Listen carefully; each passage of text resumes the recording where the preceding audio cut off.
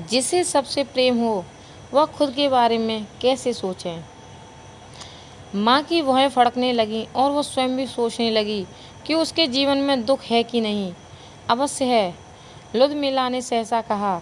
मैं निश्चित रूप से नहीं कह सकती, माँ ने धीरे से कहा। कभी कभी दुख अवश्य होता है, किंतु मेरा जीवन इतना भरपूर है कि उसमें प्रत्येक वस्तु इतनी महत्वपूर्ण और आश्चर्यजनक है और पूरी बातें एक के बाद एक इतनी जल्दी जल्दी होती रहती हैं कि जैसे कि बहुधा होता था।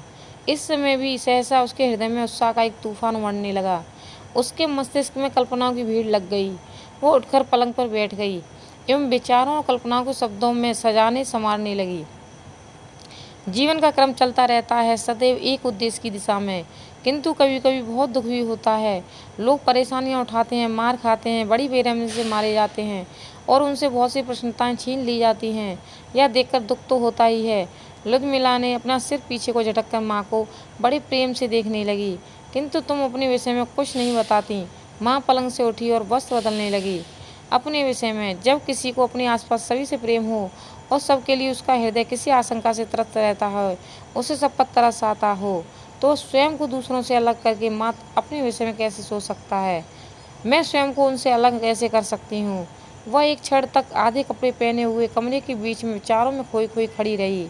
माँ को ऐसा महसूस हुआ कि अब वो औरत नहीं रह गई जिसका हृदय अपने बेटे के लिए भयभीत और आतंकित था, जो अपने पुत्र को के शरीर को बचाने के लिए इतनी बेताब थी। अब उस स्त्री का अस्तित्व ही बाकी नहीं रह गया था।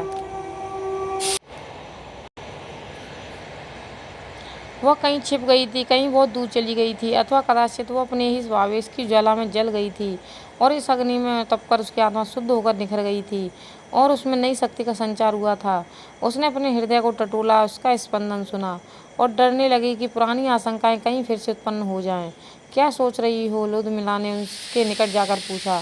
मालूम नहीं, माँ ने उत्तर दिया। वे दोनों खामोशी से एक दूसरे को देखकर मुस्कुराती रहीं।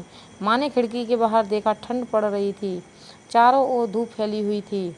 उसके हृदय में भी इसी धूप जैसी रोशनी फैली हुई थी और गर्मी में भी। वह प्रत्येक वस्तु के बारे में बातें करना चाहती थी, बड़ी देर तक प्रसन्नता के साथ बातें करना चाहती थी।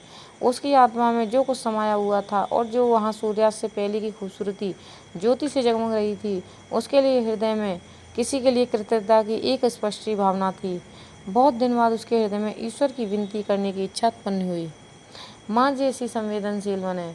अगर आप खुद को सबसे जुड़कर देखते हैं, दूसरों के दुख दर्द अनुभव करते हैं और अपने कष्टों को भूलकर उनकी मदद करने के लिए हरदम तैयार रहते हैं, तो ही सही अर्थ में मनुष्य हैं। जैसे एक माँ अपने हृदय में अपने बच्चों की सुरक्षा की प्रार्थना हमेशा बुदबुदाती रहती है, वही संवेदनशीलता अगर सभी अपने हृदय में रखें तो दुनिया ऐसी न रहे। धन्यवाद।